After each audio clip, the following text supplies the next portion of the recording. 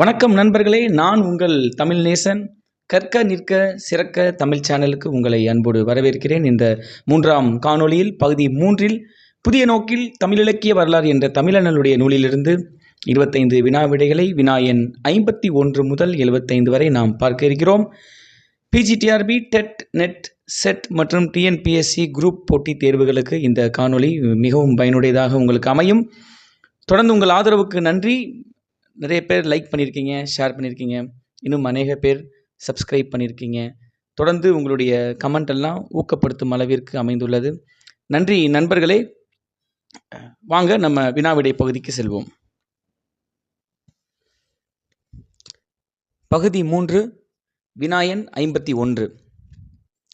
செவ்விய இலக்கிய வடிவெடுத்த தொல் வடிவம் எது? விடை ஆசிரியப்பா. வினா எண் 52. தமிழில் நாட்டுப்புற யாப்பு வடிவங்களுக்கு வித்திட்டவர்கள் யாவர்? விடை இளங்கோவடிகள், மாணிக்கவாசகர், ஆழ்வார்கள், தாயுமானவர். வினா எண் 53. வெண்பாவின் பல்வேறு வடிவங்களையும் விருத்தமெனும் ஒன்பாவின் பல்வகை வண்ணங்களையும் தந்தவை எவ்வகை பாக்கள்? விடை களி, பரி, வரி. வினா எண் 54. ஆடலோடு கூடியனவாய் இசைத்தன்மை படிந்து மக்கள் வாழ்வோடு பின்னி படர்ந்தவை எப்பாவினங்கள்? விடை களி, பரி, வரி. வினா எண் 55. களியும் பரிபாட்டும் அகம்பாட உரியன என்று கூறியவர் யார்? விடை தொல்காப்பியர். வினா எண் 56. சங்க இலக்கியத்தில் செங்கோலோச்சிய பாவகை எது? விடை அகவற்பா. வினா எண் 57. முத்தொள்ளாயிரத்தின் பாவகை என்ன? விடை வெண்பா. வினா எண் 58. முதலாழ்வார் மூவரிடமும் காரைக்கால் அம்மையாரிடமும் காணப்படும் பாவகை? விடை வெண்பா. வினா எண் 59. இந்த வினா நூல் மற்றும் அதனுடைய பாவகை என்ன அப்படின்ற வகையில் போர்த்துக என்ற அமைப்பில் கொடுக்கப்பட்டுள்ளது. வாங்க நம்ம அதை பார்க்கலாம். திணைப்பாட்டு நேரிசை ஆசிரியம், நீதி நூல் வெண்பா, பக்தி பாடல் இசை விருத்தம், முற்கால காப்பியம் நிலைமண்டில ஆசிரியம், இடைக்கால காப்பியம் விருத்த வகை, உலா தூது கலிவெண்பா, பரணி தாளிசை, பிள்ளைத்தமிழ் களி நெடிலடி சந்த விருத்தம், பிற்கால நாடகம் கீர்த்தனை. வினா எண் 60. சிந்து என்பது எவ்வகை பாவடிவம்? விடை நாட்டுப்புற பாவடிவம். வினா எண் 61. தமிழ் காப்பியங்களில் இலக்கிய உத்தியாக பயன்படும் அணி எது? விடை தற்குறி பேற்ற அணி. வினா எண் 62. இலக்கியத்தில் திறமை போட்டிக்கும் கவி விளையாட்டாகவும் புதுக்கவிதைகளில் தலை தூக்கியும் காணப்படும் அணி எது? விடை இரட்டுற மொழிதல், அதாவது ஸ்லேடை அப்படின்வாங்க இந்த அணியை. வினா எண் 63.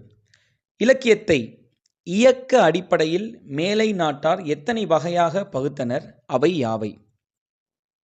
விடை 3. முதலாவது செவ்வியல் காலம், 2 புனைவியல் காலம், 3 நடப்பியல் காலம். வினா எண் 64. பொதுவாக தமிழ் இலக்கிய வரலாற்றை எத்தனை வகையாக பிரிப்பர்? பழங்காலம், இடைக்காலம், பிற்காலம், இக்காலம். வினா எண் 65. இந்த வினா பொறுத்துக அமைப்பில் கொடுக்கப்பட்டிருக்கு. அதாவது ஆட்சி செய்த மன்னர்களை அடிப்படையாக வைத்து அவர்கள் காலகட்டத்தில் எழுந்த நூல்களை கொண்டு எவ்வாறு காலங்களை தமிழண்ணல் வகுத்திருக்கிறார் என்பது தான் இந்த 65வது வினாக்கான விடையாக இருக்கிறது. வாங்க பார்க்கலாம். சங்க மூவேந்தர் காலம் அகம் புறம் திணை. களப்பிரர் காலம் இருண்ட காலம். நாயக்கர் காலம் சிற்றிலக்கிய காலம். ஐரோப்பியர் காலம் உரைநடை காலம். விடுதலை காலம் மறுமலர்ச்சி காலம். வினாயன் 66. திரு MS பூர்ணலிங்கம் பிள்ளை தமிழ் இலக்கிய வரலாற்றை தமது ஆங்கில நூலில் எவ்வாறு பகுத்துள்ளார்? விடை 1. செவ்வியல் இலக்கிய காலம். 2. புத்த சமண காலம். 3. சமய மறுமலர்ச்சி காலம். 4. இலக்கிய மறுமலர்ச்சி காலம். 5. மடங்களின் காலம். 6. ஐரோப்பியர் பண்பாட்டு செல்வாக்கு காலம்.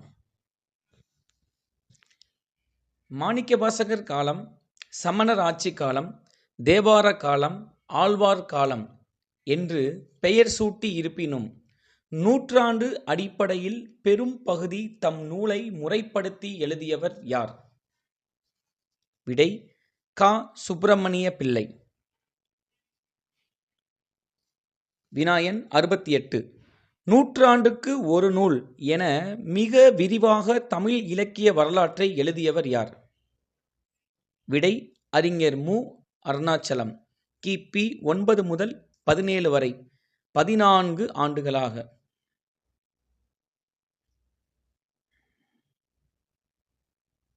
வினாயன் 69. 16ஆம் நூற்றாண்டு தமிழ் புலவர் வரலாறு, 17ஆம் நூற்றாண்டு தமிழ் புலவர் வரலாறு எழுதியவர் யார்? விடை ச. சோமசுந்தர தேசிகர்.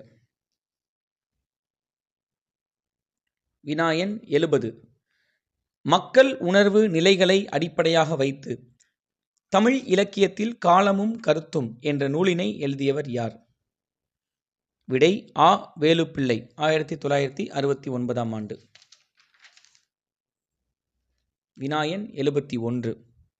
மூவேந்தர் ஆட்சி காலம், திணை இலக்கிய காலம், இயற்கை நெறி காலம், இயல்புணர்ச்சி காலம், செவ்வியல் நெறி காலம், தமிழர்கள் தம்மை ஆண்ட காலம் என்றெல்லாம் அழைக்கப்படும் காலம் எது?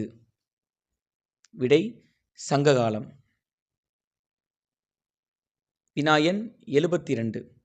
களப்பிரர் காலம், இருண்ட காலம், புத்த சமண காலம், நீதிநூற் காலம், அறநெறி காலம், பிற நாட்டினர், மொழியினர், சமயத்தினர், பண்பாட்டினர் தமிழரை ஆளப்புகுந்த காலம் என்றெல்லாம் அழைக்கப்படும் காலம் எது?